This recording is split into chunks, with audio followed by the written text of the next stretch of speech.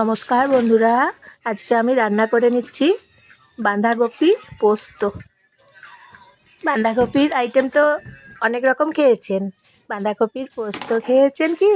আজকে তাহলে আপনারা বাঁধাকপির পোস্ত খেয়ে নিন।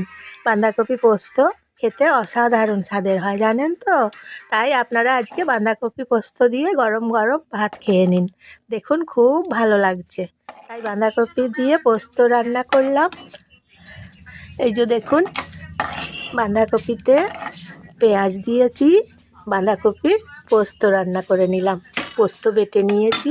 আর দেখাচ্ছি, চলুন তাহলে দেখে নেওয়া যাক এক ঝলক আমি কিভাবে বাঁধাকপি পোস্ত রান্না করেছি।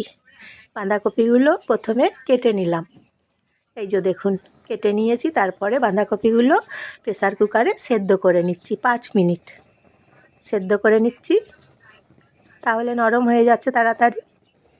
কাঁচা লঙ্কা বেটে দিচ্ছি আর পোস্ত বেটে নেব, বেশি কিছু লাগছে না, উপকরণ কম। এই যে পোস্ত দিলাম, বাঁধাকপি বেটে নিলাম, পোস্ত আর কাঁচা লঙ্কা বেটে নিয়ে প্রেসার কুকারে হয়ে গেছে। এবারে নামিয়ে নেব।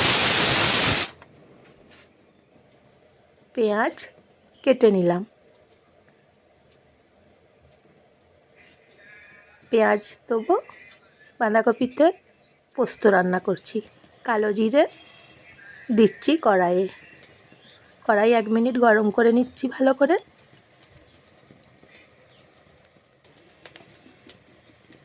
তেল দিচ্ছি, গরম করে নেবো 1 মিনিট। নমস্কার নেবেন জয়ার রান্নাঘর থেকে, আমি জয়া। পেঁয়াজগুলো ছেড়ে দিলাম গরম তেলে, 1 মিনিট ভেজে নেব পেঁয়াজগুলো। আমি জয়ার রান্নাঘর থেকে নমস্কার নেবেন, ভালোবাসা নেবেন সবাই। বাঁধাকপি পোস্ত কেমন হয়েছে বলবেন, কমেন্ট করবেন, সাবস্ক্রাইব করবেন আর শেয়ার করে দেবেন আপনাদের আপনজনদের। বাঁধাকপি সেদ্ধ হয়ে গেছে, একটা থালাতে নামিয়ে নিলাম। বাঁধাকপি সেদ্ধ হয়েছে, এই যে দেখুন সেদ্ধ করা বাঁধাকপিগুলো কড়াইয়ের মধ্যে ছেড়ে দিলাম, ভেজে নেব।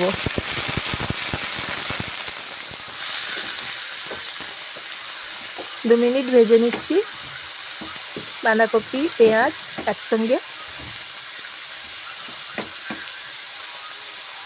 কমেন্ট করে জানাবেন কেমন হয়েছে।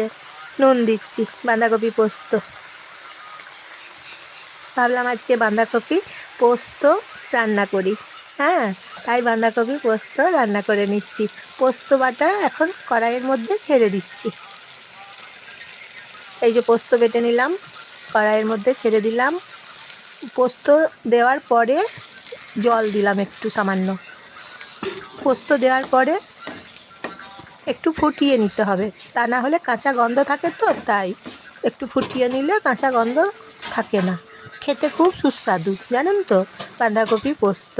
গরম ভাতের সঙ্গে খেয়ে দেখুন, আর বাঁধাকপি পোস্ত তখন আঙ্গুল চেটে খাবেন, বলবেন আবার খাবো বাঁধাকপি পোস্ত। নেড়ে চেড়ে রান্না করে নিচ্ছি পোস্ত দেওয়ার পরে। বাঁধাকপি পোস্ত এইভাবে রান্না করলাম। তাহলে আবার নতুন রেসিপি